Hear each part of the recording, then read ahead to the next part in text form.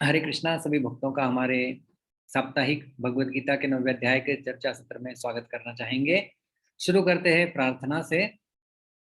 प्रपन्न पारिजाताय तोत्र वेत्रैकपाणये ज्ञान मुद्राय कृष्णाय गीतामृतदुहे नमः। ओम अज्ञानतिमिरान्धस्य ज्ञानाञ्जनशलाकया चक्षुरुन्मीलितं येन तस्मै श्रीगुरवे नमः। नमः ओम विष्णुपादाय कृष्णप्रेष्ठाय भूतले श्रीमते भक्तिवेदांत स्वामीन इति नामिने। नमस्ते सारस्वते देवे गौरवाणी प्रचारिणे निर्विशेष शून्यवादी पाश्चात्य देशतारिणे। जय श्री कृष्ण चैतन्य प्रभु नित्यानंद श्री अद्वैत गदाधर श्रीवासादि गौर भक्त वृंद। हरे कृष्ण कृष्ण कृष्ण हरे हरे, हरे राम राम राम हरे हरे। हरे कृष्णा। तो हमारे पिछले सत्र में हमने भगवद गीता के 9वें अध्याय के 29वें श्लोक के ऊपर चर्चा की थी। समोहम सर्वभूतेषु न मे द्वेषोऽस्ति न प्रियः ये भजन्ति तु मां भक्त्या मयि ते तेषु चाप्यहम् अहम सर्वभूतेषु समः। सभी जीवात्माएं, उनके लिए मैं समान हूं या वो मेरे लिए समान ही है, एक ही है। सर्वभूतेषु समः, सबके लिए मैं समान हूं। न मैं द्वेषः अस्ति न प्रिय, मैं किसी का द्वेष भी नहीं करता और कोई मुझे अत्यंत प्रिय है ऐसा भी नहीं है। तू किंतु ये भक्त्या माम भजन्ति, जो भक्ति पूर्वक मेरे भजन में लग जाते हैं, ते मयि च अहम अपि तेषु, वे मुझ में है और मैं उनमें हूँ। तो हमने विस्तार से इस श्लोक के ऊपर चर्चा की थी। किस प्रकार से भगवान सर्वप्रथम कह रहे हैं कि अहम सर्वभूतेषु समः, मैं सभी जीवों के प्रति समान हूँ। जैसा हमने देखा था, इसके लिए प्रमाण भी कि गीता के 5वें अध्याय में आखिरी श्लोक में भगवान कहते हैं, भोक्तारम यज्ञ तपसाम सर्वलोक महेश्वरम सहृदम सर्वभूतानाम। सहृद का अर्थ हमने देखा था कि अकारण हितैषी, सबका हित चाहते हैं भगवान। तो इस हिसाब से भगवान सभी के लिए समान है। जैसा कोई पिता होता है और उनके 4 पुत्र है, तो चारों पुत्र जो है वो पिता के लिए समान ही जो है वो दृष्टि से देखे जाएंगे। और जैसा ये उदाहरण हमने गीता से ही देखा था कि भगवान पिता के समान है। सर्वयोनिषु कौन्तेय मूर्तयः सम्भवन्ति याः तासां ब्रह्म महद् योनिरहं बीज प्रदः पिता। बीज प्रदान करने वाले पिता भगवान है और हम कौन है? सब भगवान जीवात्माएं, हम सब भगवान के अंश है। ममैवांशो जीवलोके जीवभूतः सनातनः मनः षष्ठानि इंद्रियाणि प्रकृतिस्थानि कर्षति। हम सब भगवान के अंश है। मम एव अंशः, तो भगवान पिता है, सारी जीवात्माएं भगवान के अंश है, इसलिए भगवान के दृष्टि में सारी जीवात्माएं समान रूप से विराजमान रहते हैं। भगवान का नाम भी सभी के प्रति समान होता है और इसके लिए हमने श्रीमद् भागवत से भी देखा था कि किस प्रकार से अग्नि, जैसे उसमें कुछ भी आप डाले, जानते हुए अनजान न जानते हुए जो कुछ भी अग्नि में जाएगा वो भस्म हो जाएगा। तो अग्नि समान दृष्टि से सबको भस्म कर देती है। उसी प्रकार से भगवान का नाम भी जो है वो कोई जानबूझ के ले, न जानते हुए ले, फिर वो अपना प्रभाव समान रूप से दिखाता है। पुण्यात्मा और पापात्मा होने पर भी जीव भगवान के राग द्वेष के विषय नहीं है, क्योंकि भगवान कह रहे हैं न मैं द्वेषः अस्ति न प्रियः, न मैं किसी का द्वेष करता हूँ। पुण्यात्मा है तो वो मुझे प्रिय है ऐसा कुछ नहीं, और जो पापात्मा है उसका भी मैं दोष करता हूँ ऐसे कुछ नहीं है। और एक उदाहरण से हमने समझा था, जैसे मानो एक व्यक्ति है, उसके हाथ को जख्म हुई है, प्लास्टर किया गया है।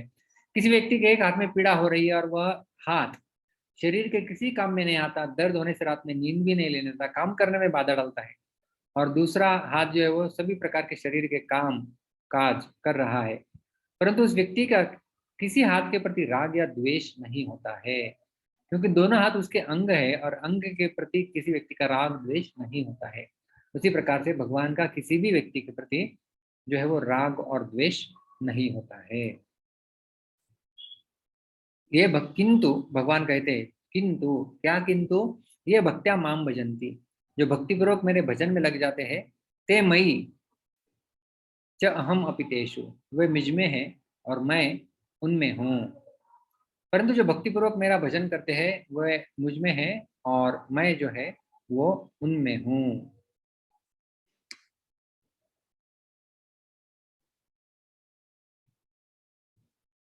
तो इसका और एक अर्थ भी हमने देखा था कि जब कृष्ण कह रहे हैं कि वे लोग कृष्ण में है और कृष्ण उनमें है, इसका अर्थ है कि श्री कृष्ण के हृदय में भक्त लोग हैं और भक्तों के हृदय में भगवान रहते हैं। और हमने देखा था श्रीमद् भागवत के 9वें स्कंद के 4थे अध्याय में जब भगवान स्वयं बताते हैं साधवोर्दयम मह्यम साधुना हृदयम त्वहम मदन्यत्ते न जानन्ति नाहम तेभ्यो मनागपि, कि साधुओं हृदय मह्यम साधुना हृदय त्वहम, मैं साधुओं के हृदय में रहता हूँ और साधु मेरे हृदय में रहते हैं। इसका अर्थ हमने इस श्लोक के परिप्रेक्ष्य में देखा था कि भगवान उनमें रहते हैं और वे भगवान में रहते हैं। तो हमने देखा कि किस प्रकार से जो है वो दोनों पंक्तियों में मानो विरोधाभास लगता है कि मैं सबके प्रति समान हूँ, किसी का द्वेष नहीं करता, कोई मुझे प्रिय नहीं है, लेकिन जो भक्तिपूर्वक मेरे भजन करते हैं वे मुझ में है और मैं उनमें हूँ। तो विरोधाभास को हमने साझा भी किया था, सुलझाया था। तो यहाँ पर कृष्ण कहते हैं कि जो लोग कृष्ण की भक्तिपूर्वक भजन करते हैं वे कृष्ण को प्रिय है तथा कृष्ण भी उन्हें प्रिय है। तो इसमें कोई पक्षपात की बात नहीं है। यदि कि कृष्ण का प्रिय बनना चाहता है तो उनके लिए कृष्ण के और जाने के लिए भक्ति के द्वार सदैव खुले हैं, तो कोई भी उनको प्रिय बन सकता है। इससे हमने देखा था। और भगवान ने खास करके इस श्लोक में ये भजंती कहा है, तो ये शब्द में सारे मनुष्य किसी भी देश में हो, वेश में हो, आश्रम में, परिस्थिति में हो, संप्रदाय में हो, वर्ण में हो, कहीं पर भी हो, योग्यता वाले है नहीं है, सबके प्रति जो है वो भगवान का भक्ति का दरवाजा समान रूप से खुला करके रखे हुए हैं। और हमने एक उदाहरण देखा था विशेष कि परावर्तित प्रकाश की स्पष्टता और प्रखरता जो है वो परावर्तन के माध्यम की सतह के गुणों पर निर्भर करेगी। जैसे सूरज के किरण है, जब सूरज के किरण जो आते हैं उन्हें आपतित किरण कहते हैं, और जो किसी पदार्थ से जब वो परिवर्तित हो जाते हैं तो उन्हें परावर्तित किरण कहते हैं। तो परावर्तित जो किरण होते हैं उनकी प्रखरता और स्पष्टता जो है वो जो जिस माध्यम से वो परावर्तित हुए हैं उसकी सतह के गुणों पर निर्भर करते हैं।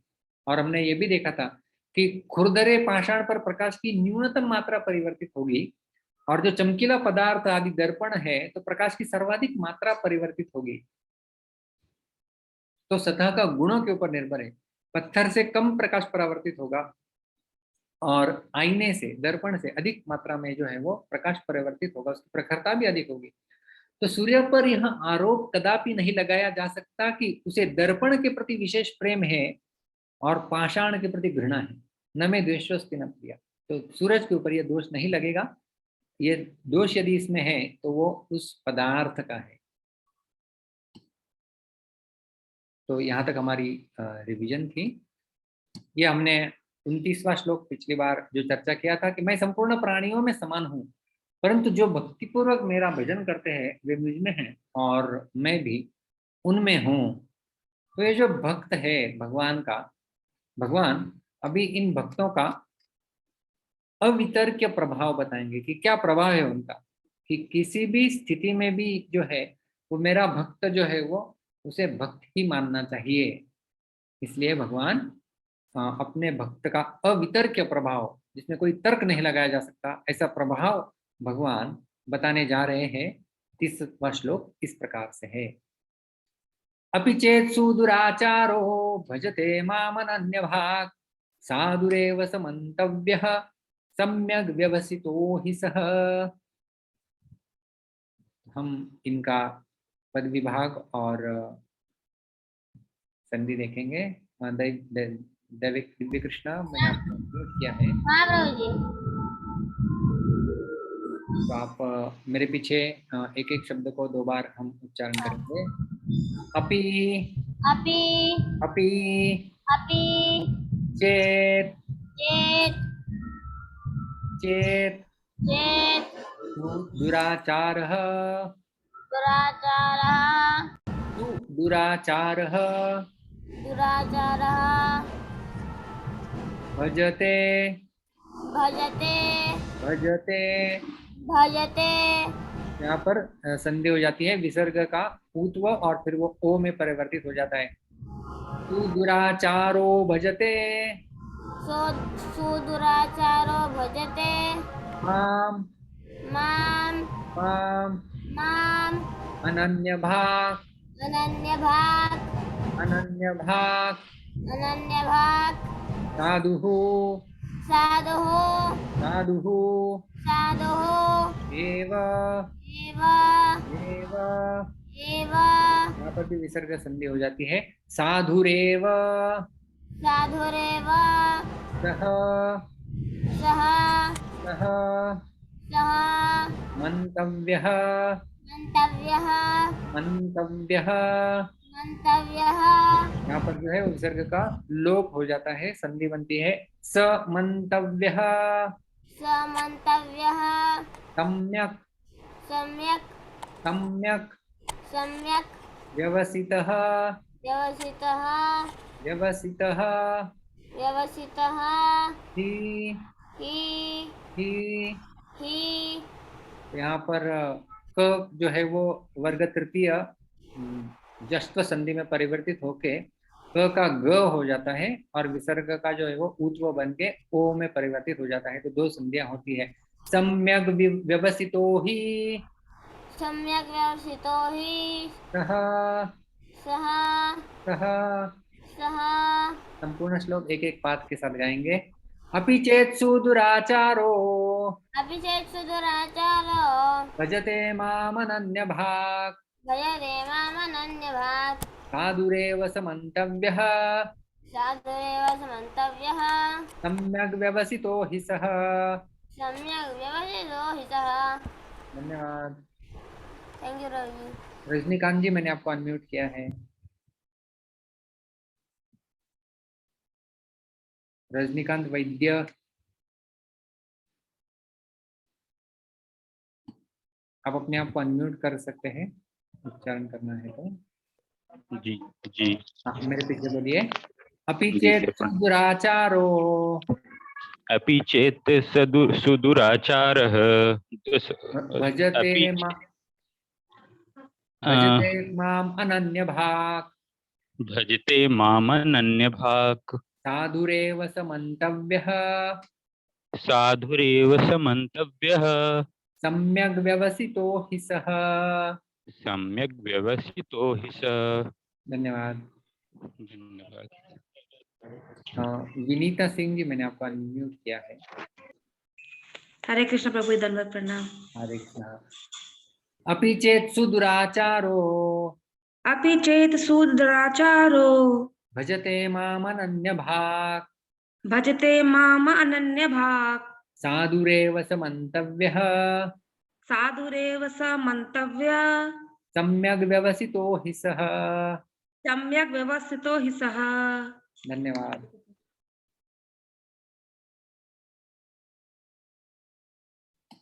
तो देखते हैं इस श्लोक का अन्वय क्या बता रहे हैं भगवान कि सुदुराचारः अपि, अपि मतलब भी, कोई कितना भी दुराचारी क्यों नहीं हो,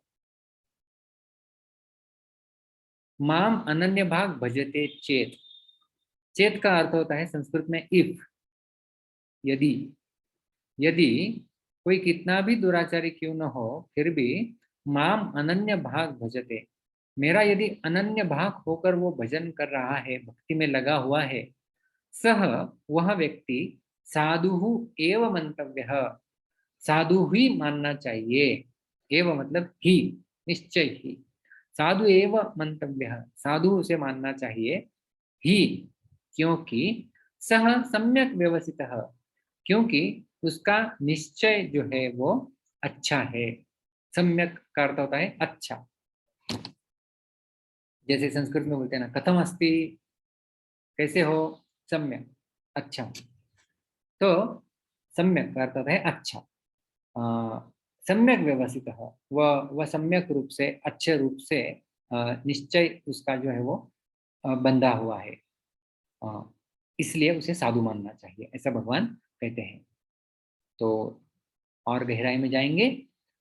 सुदुराचार अपि, सुदुराचार। तो यहाँ पर यदि आप देखेंगे तो सु ये उपसर्ग लगाया हुआ है दुराचार को, और दु भी वास्तव में उपसर्ग लगाया गया है आचार को। मूल रूप में शब्द यहाँ पर है आचार। आचार, आचार मतलब खाने वाला आचार नहीं, आचार का अर्थ होता है व्यवहार। तो दुराचार हम बोलते हैं ना, एक है सदाचार, दूसरा है दुराचार। तो कोई व्यक्ति कितना भी दुराचारी क्यों ना हो, लेकिन दुराचार को भी भगवान ने और सु लगा दिया है, मतलब अत्यंत दुराचारी, बहुत पापी से भी सबसे बढ़कर पापी, अव्वल दर्जा का दुराचारी अपि भी क्यों ना हो, कितना भी, जैसे मतलब बोलते हैं ना कि पापियों में से भी पापी क्यों ना हो। पाप कृतम, चौथे अध्याय में भी भगवान इस प्रकार से प्रयोग करते हैं कि सबसे ऊंचा दर्जा का पापी, ऊंचा दर्जा का दुराचारी, अत्यंत दुराचारी भी क्यों ना हो। तो क्यों भगवान यहाँ पर वास्तव में सुदुराचार भी कह रहे हैं कि देखो, एक उदाहरण के द्वारा समझा रहे हैं।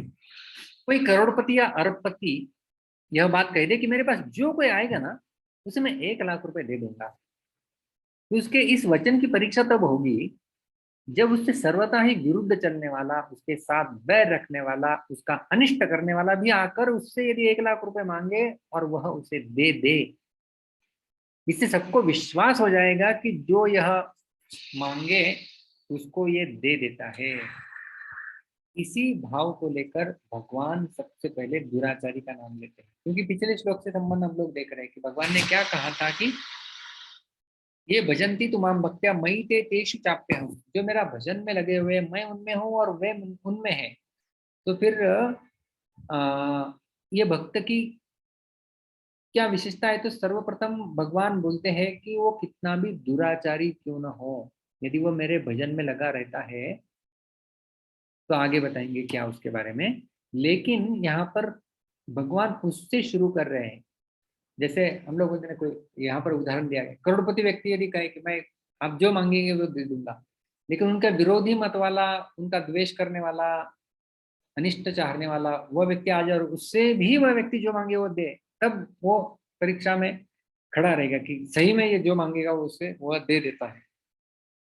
तो इसीलिए भगवान सुदुराचार से जो है वो शुरू कर रहे हैं। यहाँ पर गीता में एक जगह, भगवद गीता के 7वें अध्याय में भगवान कृष्ण बताते हैं कि ऐसा पापी व्यक्ति उनकी शरण नहीं ग्रहण कर सकता। न मां दुष्कृतिनो मूढ़ा प्रपद्यन्ते नराधमाः मायया अपहृत ज्ञान आसुरं भावमाश्रिताः। दुष्कृतिनः, मूढ़ाः, मूढ़ा मतलब मूर्ख लोग, दुष्कृति ऐसे दुष्कृति करने वाले, पापमय कर्मों को करने वाले, न प्रपद्यन्ते वो मेरे शरण नहीं ग्रहण करते हैं। माया अपहृत ज्ञाना, माया के द्वारा उनका ज्ञान का अपहरण किया गया है, और आसुरम भावमाश्रिता, वो आसुरी भाव को स्वीकार करते हैं, अंगीकार करते हैं। तो यहाँ पर भगवान बोल रहे हैं कि जिस प्रकार से यहाँ पर भगवान क्या बोल रहे हैं कि ये दुष्कृति लोग मेरी शरण नहीं ग्रहण कर पाते। और आज के श्लोक में भगवान कह रहे हैं कि अपिचेत सुदुराचारो भजते माम अनन्य भाग, कि यदि कोई कितना भी दुराचारी दुष्कृति व्यक्ति क्यों ना हो, लेकिन यदि वो मेरे भजन में लग जाए, तो यहाँ पर एक विरोधाभास उत्पन्न हो रहा है। क्या है विरोधाभास? 7वें अध्याय के 15वें श्लोक में भगवान कहे कि दुष्कृति व्यक्ति मेरी शरण ग्रहण कर ही नहीं सकता, और आज के श्लोक में कह रहे हैं कि यदि वह ग्रहण करे तो 7वें अध्याय में जो दुष्कृति मनुष्य मेरी शरण नहीं ग्रहण करते, ऐसा कहकर उनके स्वभाव का वर्णन भगवान कर रहे हैं। परंतु किसी कारण से यदि वो मेरे भजन में लगना चाहे तो वो लग सकते हैं, मेरी तरफ से किसी को मनाही नहीं है, ये भगवान बता रहे हैं। इसलिए यहाँ पर चेत शब्द का प्रयोग किया गया है। चेत मतलब यदि वो लगना चाहे तो मेरी ओर से ऐसा नहीं है कि ये नहीं लग सकता, जी नहीं, हर कोई लग सकता है। तो दुराचारी भी क्यों नहीं लग सकता, तो वह भी हर कोई में आ गया। तो इसलिए भगवान ने चेत शब्द का प्रयोग किया है कि यदि दुराचारी व्यक्ति भी लगना चाहे तो लग सकता है, उसमें कोई संशय नहीं है। और अनन्य भाग का अर्थ यहाँ पर तैलवत उसकी भक्ति होती है, मधुवत, इस प्रकार से नहीं कहा गया है। अनन्य भाग का अर्थ श्रीधर स्वामी अपनी टीका में बताते हैं, न अन्यम भजति इति अनन्य भाग, वो दूसरे किसी का स्वीकार नहीं करता है। भगवान कहते हैं माम भजते, वो मेरा ही स्वीकार कर लेता है, मेरी शरण ग्रहण करता है, अन्य किसी की नहीं। तो हालांकि वह व्यक्ति पापी है, अपिच सुदुराचरो, बहुत बड़ा पापी है, लेकिन फिर भी वो अन्य किसी की शरण नहीं ग्रहण कर रहा है, वो मेरी ही शरण ग्रहण कर रहा है, इसलिए अनन्य भाग। न अन्यम भजति इति अनन्य भाग। तो आपके मन में प्रश्न आ जाएगा, ऐसा कैसे संभव है? एक दुराचारी व्यक्ति अनन्य भाव से भगवान के भजन में कैसे लग सकता है कि नहीं? पहले तो बोल रहे दुराचारी, दुराचारी भी नहीं, सुदुराचारी, इतना बड़ा दुराचारी है, लेकिन फिर भी अनन्य भाग भजन, विरोधाभास, असंभव बात बता रहे हैं। कभी कभी यह हो सकता है कि सुदुराचारी व्यक्ति भगवान के भजन में लगेगा? तो ऐसी कुछ परिस्थितियां हम लोग देखते हैं जिसमें सुदुराचारी व्यक्ति भी भगवान के भजन में कभी कभी लग सकता है, चेत यदि लग जाए। पहली परिस्थिति क्या है? वह किसी आपत्ति में पड़ जाए और उसको कहीं किंचन मात्र भी कोई सहारा नहीं मिलता है। ऐसी अवस्था में अचानक उसको सुनी हुई बात याद आ जाए कि भगवान सबके सहायक है और उनकी शरण में जाने से सब काम ठीक हो जाता है। तो ऐसा यदि उसे स्मरण में आ जाए कि भगवान की यदि शरणागत हम ग्रहण करें, एक सेकंड के लिए मैं अभी आया।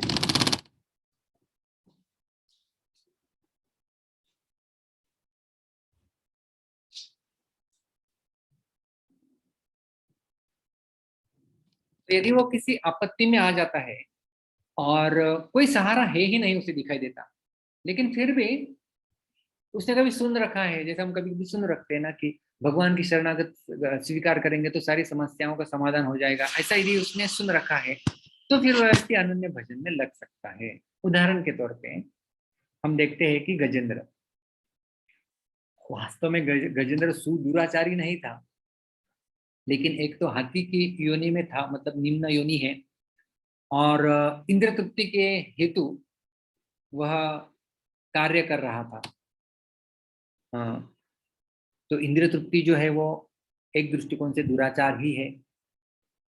तो उस कार्य में वो लगा था, अचानक आपत्ति आ गई, मगरमच्छ ने उसे पकड़ लिया, काफी समय तक झगड़ा हो रहा था, गजेंद्र को कोई सहारा नहीं मिला, और फिर गजेंद्र ने सरोवर से एक कमल का पुष्प लिया और भगवान को अर्पण कर दिया। तो इस प्रकार से वो अनन्य भाग बने। तो ये एक परिस्थिति है जिसमें इस प्रकार से व्यक्ति अनन्य भजन में लग सकता है। दूसरी कौन सी है? उसको यदि किसी संत के दर्शन हो जाए और उसका पतन करने वाले दुष्कर्मों को देखकर उस व्यक्ति के ऊपर संत की कृपा हो जाए। और उदाहरण यदि हम लोग देखें तो वाल्मीकि, अजामिल इत्यादि, ऐसे कई सारे उदाहरण हैं। हम जानते हैं वाल्मीकि जो कि रत्नाकर नाम से जाने जाते थे, शिकारी थे, प्राणियों को मारा करते थे, लेकिन जो है नारद मुनि से उनकी भेंट होती है और नारद मुनि के संग के प्रभाव से और भगवान के नाम के जप के प्रभाव से क्या होता है, वो वाल्मीकि ऋषि में परिवर्तित हो जाते हैं। तो उनके जीवन में परिवर्तन आया, वो भी अनन्य भाग बन गए और भगवान के बहुत बड़े भक्त बन जाते हैं। ये उदाहरण हमने देखा। और दूसरा है अजामिल का भी उदाहरण। इसी प्रकार से अजामिल, हम देखते हैं श्रीमद् भागवत के 6ठे स्कंद में उनकी कथा आती है कि अजामिल, ऐसा कोई पाप नहीं था जो अजामिल ने किया नहीं था, हर प्रकार से पाप कर्म में नियुक्त थे। केवल कुछ सुकृति उनकी यही थी कि उनके एक छोटे बेटे का नाम उन्होंने नारायण रखा हुआ था और मृत्यु के समय उन्होंने नारायण को पुकारा, हे नारायण, अभी उन भगवान को तो नहीं पुकार रहे थे, अपने जिस बेटे के प्रति आसक्ति थी उस बच्चे को पुकार रहे थे, लेकिन फिर भी वहां पर विष्णुदूत आ गए। आप देख सकते हैं इस चित्र में विष्णुदूत आए, और फिर यमदूत भी पहले से आए हुए थे क्योंकि उसने इतने सारे पाप कर्म किए थे। तो दोनों में बहस होती है, और फिर यमराज के सामने ये केस रखी जाती है कि क्या किया जाए, और फिर यमराज बताते हैं किसको लाना चाहिए किसको नहीं लाना चाहिए। और उन उन, उन उस संवाद को सुन के अजामिल में परिवर्तन आ जाता है और वो अनन्य भाग भक्त बन जाते हैं भक्त। तो कहने का तात्पर्य क्या है? कहने का तात्पर्य कि किसी संत के दर्शन, किसी संत की कृपा यदि किसी व्यक्ति के ऊपर हो जाए तो वो अनन्य भाग भजन में लग सकता है, फिर वो दुराचारी भी क्यों नहीं हो। और तीसरी एक परिस्थिति ऐसी भी है कि वाल्मीकि, अजामिल आदि पापी भी भगवान के भक्त बन चुके हैं और भजन के प्रभाव से उनमें विलक्षणता आई है। ऐसी कोई कथा सुन करके पूर्व का कोई अच्छा संस्कार जाग उठे जो कि संपूर्ण प्राणियों में रहता है। देखिए हमारे अंदर, हमारे चित्त में संस्कार रहते हैं। संस्कार केवल एक जन्म के नहीं होते हैं, अनेकों जन्मों के संस्कार जो है वो हमारे चित्त में स्थित रहते हैं। तो जो अच्छे संस्कार हमारे हृदय के अंदर किए गए हैं, जैसे हमने अभी वाल्मीकि और अजामिल, ये लोग कैसे भक्त बने इसके बारे में बिल्कुल कुछ थोड़े से समय में चर्चा की। लेकिन यदि कोई व्यक्ति यदि उनको विस्तार से पढ़े, श्रीमद् भागवत से सुने, तो उस कथा का प्रभाव उस व्यक्ति के ऊपर पड़ सकता है, और उसके अंदर जो अच्छे संस्कार है उन्हें यदि जागृत किया जा सके तो उन्हें प्रेरणा प्राप्त हो जाएगी और ऐसे लोग भी भगवान के भजन में लग सकते हैं। ये बहुत बड़ी बात है। तो ये तीसरी परिस्थिति। तो हम उस शंका की चर्चा कर रहे हैं कि एक दुराचारी व्यक्ति भी अनन्य भाव से भगवान के भजन में कैसे लग सकता है। तो ये ऐसी बहुत सारी परिस्थितियां हो सकती है, लेकिन ये तीन परिस्थिति खास करके यहाँ हमने चर्चा की है जिसके माध्यम से दुराचारी व्यक्ति भी भगवान के भजन में लग सकता है। भगवान कहते हैं सह साधु एव मंतव्य, उसे साधु ही मानना चाहिए। वह पहले भी दुराचारी रहा है, वर्तमान में भी उसका आचरण सर्वथा शुद्ध नहीं है, तो दुराचारों को लेकर उसको दुराचारी मानना चाहिए या उसके अनन्य भाव को लेकर साधु मानना चाहिए, यह यदि प्रश्न है तो भगवान कहते हैं कि उसको साधु ही मानना चाहिए। मंतव्य, मंतव्य का अर्थ होता है, यहाँ पर लाल अक्षरों में इंगित है, मानना चाहिए। यहाँ मंतव्य मानना चाहिए विधि वचन है, अर्थात यह भगवान की विशेष आज्ञा है। संस्कृत में विद्यार्थ एक होता है और आज्ञार्थ एक होता है, तो यहाँ पर विद्यार्थ का प्रयोग किया गया है। कर्तव्य जैसे हमने कहते हैं मतलब करना चाहिए, तो यहाँ पर भगवान कहते हैं मंतव्य, ये विधिलिंग है, मतलब ये भगवान की आज्ञा है। मानने की बात वहीं पर कही जाती है जहाँ साधुता दिखाई नहीं देते। हालांकि वो अभी तक पूर्णतया साधु नहीं है, सांगोपांग साधु नहीं बना हुआ है, लेकिन फिर भी उसे साधु मानने की बात कही गई है। यहाँ पर भगवान से कहते हैं साधु मानिए, मंतव्य मानना चाहिए, और ये आज्ञा दे रहे हैं भगवान की। हालांकि आपको लगे कि वो अभी भी उसके जीवन में दुराचार चल रहा है, लेकिन उसे साधु मानना चाहिए। जैसे कोई उदाहरण हम लोग ले कि यही कोई बहुत मैला हुआ है व्यक्ति, और यदि वो शॉवर के नीचे खड़ा हो जाता है तो हमें उसे शुद्ध मानना ही चाहिए, क्योंकि वो तुरंत शुद्ध ही होने वाला है, अभी नहा तो रहा ही है ना, तो थोड़े समय की बात है, अभी वो शुद्ध हो जाएगा। तो उस चेतना से भगवान कहते हैं कि उसे साधु ही मानना चाहिए।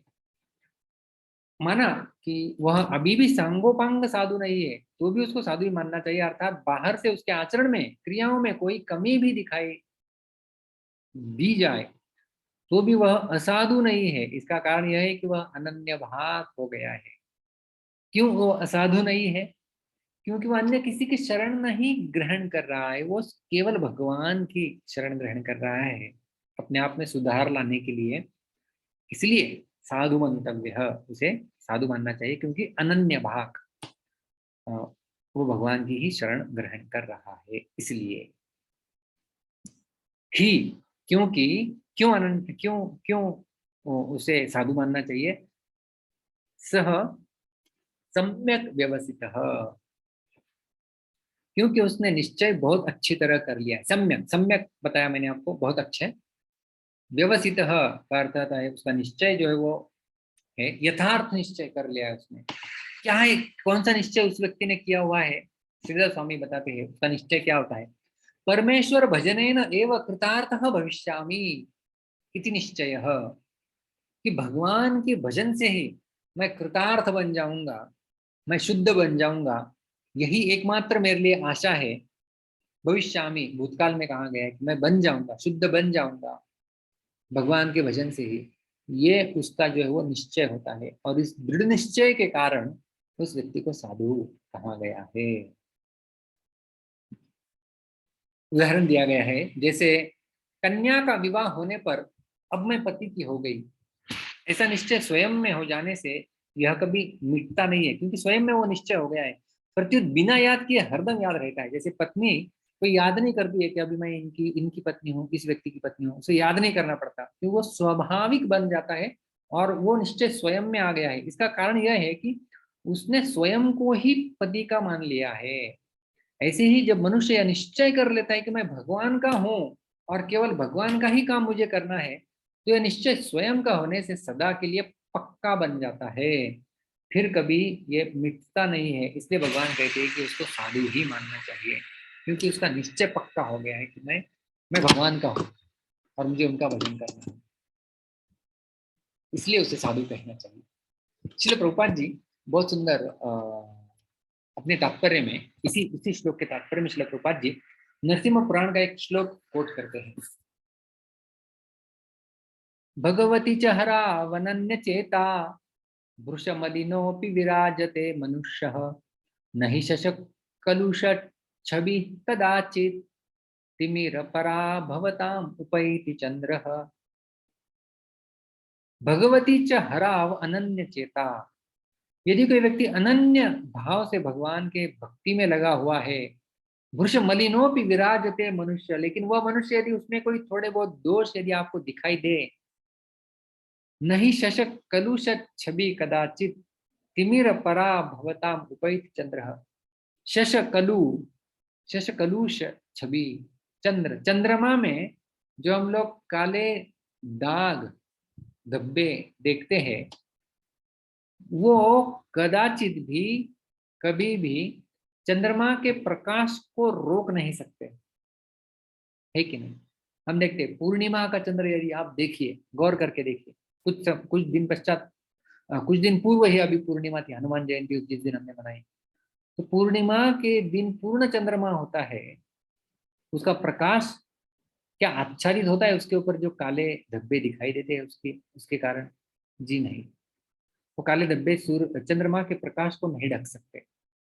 उसी प्रकार से श्रील प्रभुपाद जी इस श्लोक का उदाहरण देते हुए बताते हैं कि माना कि वह पूर्ण तरीके से शुद्ध नहीं हुआ है अभी तक, कुछ उसके क्रियाओं में, कलापों में जो है वो कुछ दोष दिखाई दे, लेकिन फिर भी भगवान देखते हैं कि उसके दोषों की तरफ नहीं देखना चाहिए, क्योंकि उसे साधु मानना चाहिए, क्योंकि सम्यक व्यवस्थित है उसका उसका उसका जो निश्चय है वो दृढ़ है और अनन्य भाग है, ऐसा जो है वो भगवान बताते हैं। श्रील प्रभुपाद जी बहुत सुंदर तात्पर्य में बताते हैं कि व्यक्ति को इस श्लोक का दुरुपयोग नहीं करना चाहिए। क्या यहाँ पर कृष्ण कहते हैं कि यदि कोई सुदुराचारी भी व्यक्ति है तो कृष्ण का अनन्य भजन करता है तो उसे साधु मानना चाहिए, वो साधु मानने योग्य है, उसकी पूजा होनी चाहिए। इसका अर्थ यह नहीं कि कोई व्यक्ति भजन के बल पर दुराचार चालू कर दे, अभी अभी तो मैं इतना भजन कर रहा हूँ, मैं इतनी मालाओं को कर रहा हूँ, मैं इतना गीता पढ़ रहा हूँ, तो अभी मेरा आचार मतलब मैं इतनी साधना कर रहा हूँ तो अभी मैं कुछ भी दुराचार कर सकता हूँ। तो प्रभुपाद जी लिखते हैं इसका दुरुपयोग नहीं होना चाहिए। श्लोक के तात्पर्य में श्लोक प्रभुपाद जी बताते हैं व्यक्ति को इस श्लोक का दुरुपयोग करते हुए अशोभनीय कर्म नहीं करना चाहिए, और यह नहीं सोचना चाहिए कि इतने पर भी वह भक्त बनना रह सकता है। तो वास्तव में इसे सातवां नाम अपराध कहा जाता है, भगवान नाम के बल पर पाप कार्य करना, कि मैं तो अभी भगवान का नाम ले रहा हूं ना, तो मैं किसी भी पाप कार्य करने के लिए अभी मुझे लाइसेंस मिला हुआ है। जी नहीं, जो हमने उदाहरण देखा अभी कुछ समय पूर्व अजामिल का। अजामिल, उसने हालांकि अपने पुत्र का नाम लिया, म्रियमाणो हरेर नाम गृणन पुत्रोपचारितम, पुत्र उपचारितम, पुत्र का नाम लिया उन्होंने, पुत्र को पुकार रहे थे मरणासन्न अवस्था में, लेकिन उसने नाम के बल पर पाप कार्य नहीं किया था। लेकिन कि चलो मैं अभी इतना भगवान का नाम ले रहा हूँ, अभी मैं पाप करने में समर्थ हूँ, अभी मैं कोई भी पाप कर सकता हूँ, जी नहीं, उसने नाम के बल पर कभी पाप कार्य नहीं किया था, इसलिए अजामिल मुक्त हो पाए। तो जैसे इस श्लोक में जो कहते हैं कि भगवान कहते हैं कि कितना भी दुराचारी व्यक्ति भी क्यों ना हो उसे साधु मानना चाहिए। अरे लेकिन कब साधु मानना चाहिए? एक तो वो अनन्य भाग है और सम्यक व्यवस्थित है, उसका निश्चय, वो अन्य किसी की शरण नहीं ग्रहण कर रहा है, केवल भगवान की शरण ग्रहण कर रहा है, और उसके साथ साथ उसका जो निश्चय है कि मैं भगवान का हूँ और भगवान मेरे हैं, वो दृढ़ निश्चय उसने किया हुआ है और उस भजन की विधि को वो छोड़ नहीं रहा है, उस व्यक्ति को साधु मानना चाहिए, ऐसा यहाँ पर कहा गया है। तो सारांश रूप में हम देखते हैं कि क्या देखा आज, सुदुराचार अपि, पिछले श्लोक से संबंध हमने देखा कि भगवान पिछले श्लोक में कहे थे कि ये भजंती तु माम भक्त्या मयि ते तेषु चाप्यहम्, मैं उनमें हूँ, मैं वो उनमें है जो भक्ति पूर्वक मेरे भजन में लगे हुए हैं। तो ऐसे ऐसे भक्तों की अवितर्क्य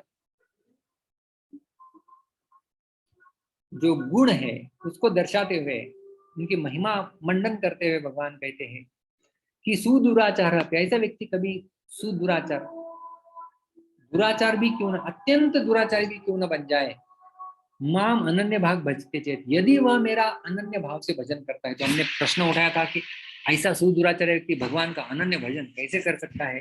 तो 3 परिस्थिति में साधारणता हो सकता है। पहली परिस्थिति हमने देखी, कोई आपत्तिग्रस्त परिस्थिति आ जाए तो भगवान, उसे स्मरण होता है कि भगवान का शरण ग्रहण करने से सारी समस्याओं का समाधान हो जाता है, चलो शरण ग्रहण कर लेते हैं। जैसे गजेंद्र ने शरण ग्रहण कर ली तो वो अनन्य भाग बन सकता है। दूसरा हमने देखा किसी संत का दर्शन और संत की कृपा यदि किसी व्यक्ति के ऊपर हो जाए तो वो भी अनन्य भाग बन सकता है। हमने उदाहरण देखे वाल्मीकि और अजामिल इनके। और तीसरा हमने देखा कि जैसे शास्त्रों को पढ़ के, शास्त्रों के प्रेरणादायक कथाओं को सुन के, जैसे वाल्या कोड़ी या रत्नाकर वाल्मीकि बन गए, अजामिल का उद्धार हो गया, ऐसे जैसे श्रीमद् भागवत में वर्णन आता है, म्रियमाणो हरेर नाम गृणन पुत्रोपचारितम अजामिलोपि अगाधाम किमुत श्रद्धया गृणन। म्रियमाणो हरेर नाम, मरते समय जिसने हरि का नाम लिया, और कैसे नाम लिया? गृणन पुत्रोपचारितम, आज में पुत्रों को उच्चारण कर रहा था, नारायण इनका नाम था। अजामिलोपि अगाधाम, अजामिल जैसा पापी व्यक्ति भी भगवान के धाम में चला गया। किमुत श्रद्धया गृणन, अरे भाई जो श्रद्धा से नाम लेगा उसके बारे में तो क्या कहना है। ऐसा कहीं कहीं यदि कोई व्यक्ति कथा को सुन ले, पढ़ ले, तो उसे लगेगा चलो भाई मैं तो श्रद्धा पूर्वक नाम लेने वाला हूँ, अनन्य भाग बन। ऐसे भी कोई दुराचार व्यक्ति अनन्य भाग बन सकता है। तो भजते अनन्य भाग भजते चेत, यदि ऐसा भजन करे तो भगवान कहते हैं स साधु एवं मंतव्य, उसे साधु ही मानना चाहिए। जैसे शॉवर के नीचे कोई व्यक्ति, गंदा व्यक्ति कीचड़ में भरा हुआ स्नान करने के लिए बैठा हुआ है तो उसे शुद्ध ही मानना चाहिए, क्योंकि अभी अगले श्लोक में वास्तव में उसका वर्णन आएगा कि अभी वो शुद्ध होने ही वाला है ही, क्योंकि सह सम्यक व्यवस्थित, उसका निश्चय सही है, व्यवस्थित निश्चय, अच्छा निश्चय उसने जो है वो कर रखा है। और हमने श्रीधर स्वामी की टीका से देखा था कि परमेश्वर भजने में एवं कृतार्थ भविष्यामि, ये उसका निश्चय है। जैसे हमने देखा कि कोई महिला जब उसका विवाह हो जाता है तो अपने आप को पत्नी जो है वो पति को समर्पित हो जाती है, और उसकी वो आइडेंटिटी बन जाती है कि मैं इस व्यक्ति की पत्नी हूँ, उसे याद नहीं रखना पड़ता हर बार। इसी प्रकार से वैसा निश्चय यदि व्यक्ति का हो जाए तो उसे सम्यक निश्चय कहते हैं, और फिर उस व्यक्ति को साधु कहना चाहिए। श्रील प्रभुपाद जी तात्पर्य में लिखते हैं कि जो नरसिम्हा पुराण को कोट करते हुए कहा कि माना कि चंद्रमा के ऊपर काले धब्बे होते हैं लेकिन वो रोशनी में बाधा नहीं डालते, उसी प्रकार से यदि कोई व्यक्ति में दुर्गुण है तो उन्हें हमें उन दुर्गुणों को नहीं देखना चाहिए, क्योंकि भगवान भी नहीं देखते। जैसे जो हम लोग सुनते हैं ना कि hate the sin not the sinner, दोषों को आप परिष्कृत कर सकते हैं लेकिन जिस व्यक्ति के अंदर वो दोष है उस व्यक्ति को परिष्कृत नहीं करना चाहिए। Hate the sin not the sinner, जैसा कहा जाता है। तो इस प्रकार से हमने देखा, और श्रील प्रभुपाद जी ने आखिरी में हमने देखा कि इस श्लोक को हमने दुरुपयोग नहीं करना चाहिए कि चलो अभी तो मुझे लाइसेंस मिल गया, क्योंकि भगवान कहते हैं कितना भी दुराचारी क्यों ना हो, वास्तव में भगवान कहते हैं कि दुराचारी क्यों ना, उसके लिए भक्ति का दरवाजा खुला है। तो हम तो ऑलरेडी भक्ति के दरवाजे के अंदर घुस गए हैं, तो हमें दुराचार करने का लाइसेंस नहीं मिल रहा है। भगवान उल्टा एक भक्त यह सोचता है कि अरे दुराचारी व्यक्ति भी यदि भगवान की भक्ति में लग सकता है तो सदाचार करने वाले की क्या बात है, तो मैं सदाचारी बनूंगा। इस प्रकार से वह व्यक्ति सोचता है। तो आपके मन में प्रश्न आया होगा कि केवल उसने निश्चय किया हुआ है अच्छा कि मुझे भगवान की भक्ति नहीं छोड़नी है, केवल इससे वह व्यक्ति साधु बन जाता है, पूजनीय बन जाता है?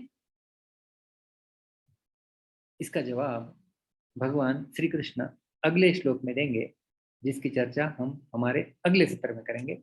बहुत बहुत धन्यवाद। हरे कृष्णा। किसी का कोई प्रश्न है तो हम लोग ले सकते हैं।